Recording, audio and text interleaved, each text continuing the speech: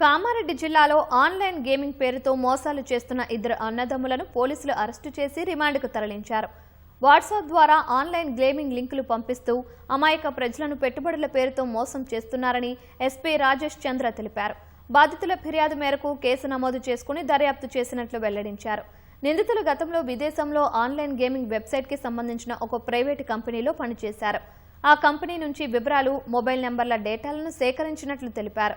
భారతదేశానికి వచ్చిన అనంతరం అదే కంపెనీ ఆధారంగా వాట్సాప్ ద్వారా పలువురికి ఆన్లైన్ గేమ్ లింకులు పంపించి పెట్టుబడి పెడితే రెట్టింపు లాభాలు వస్తాయని నమ్మించారు.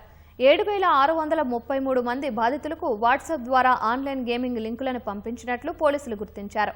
బాధితులు పంపిన డబ్బుల నుంచి ఇద్దరికి 5% కమిషన్ అందినట్లు దర్యాప్తులో తేలిందన్నారు.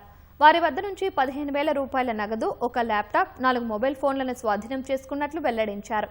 ఆ ఇద్దరికి సహకరించిన మరో వ్యక్తి కోసం ప్రత్యేక టీంలను ఏర్పాటు చేసినట్లు తెలిపారు.